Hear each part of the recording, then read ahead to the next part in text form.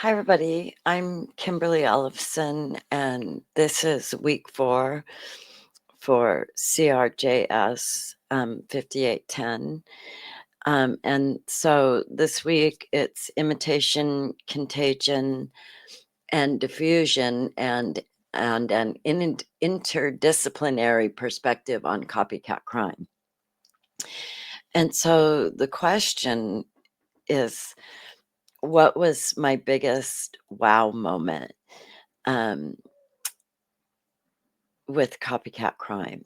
And so I'm just fascinated by this topic. Um, I to be able to look at media critically now, instead of being a voyeur, and these tools that I've been given in order to do this successfully.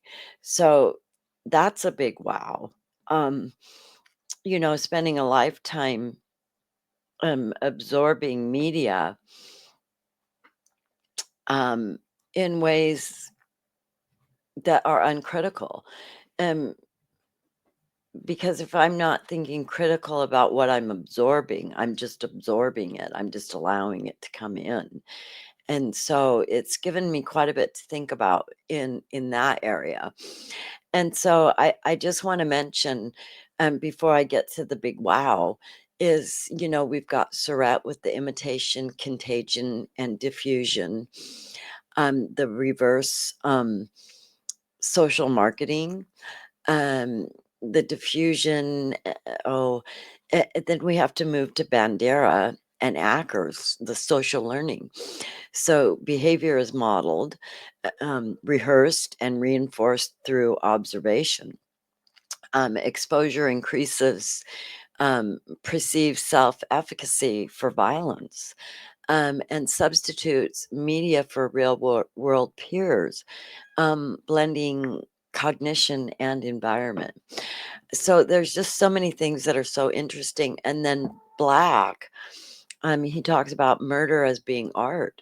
So he treats murder as aesthetic expression rather than moral transgression, which is really interesting. Violence becomes communicable imagery, and so shaping collective consciousness.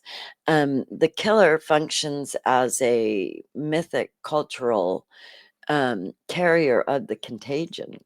And so, and then we have to think about that part deeds. And I think, why that was brought up. And, because it references Law and Order. And Law and Order has done so many of these cases. But it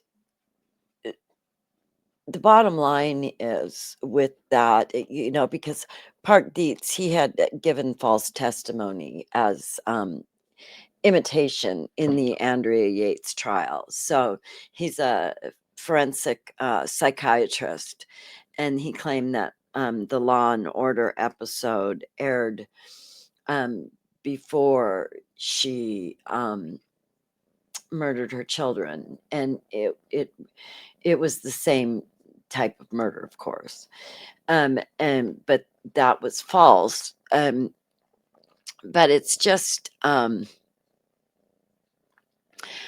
it's a media loop. The justice system reproduced the same narrative contagion it sought to judge, and it's a real world reenactment of Surratt's reverse social marketing, and Helfgott's media crime symbiosis.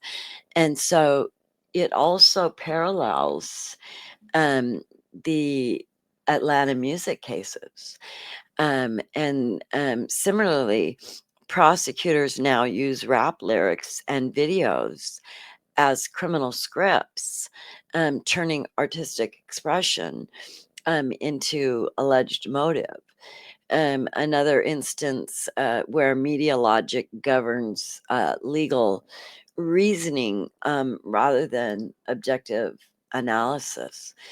And so it just, that particular incident, it was a meta copycat moment, and because it imitated media logic, blurring the line between evidence and entertainment. And so it demonstrated how media frameworks can infiltrate legal reasoning, transforming the courtroom into an extension of mass media. Kitty is jealous that the kitten is on my lap. It'll be all right, honey. It'll really be okay. So, and then we have Helfgott and Bonilla's framework, which is imitation, cognition, behavior. It mirrors epidemiology. And that's my big wow moment, is that interdisciplinary shift. So the copycat crime framework parallels public health modeling. Theories of imitation, contagion, diffusion, and social learning describe exposure and spread rather than morality or punishment. So violence functions as a transmissible social phenomena, an epidemic of ideas and behaviors. So, and then I'm happy um, because it gives me area to move into, which is public health, because this is about public health, which ties directly into my reentry work.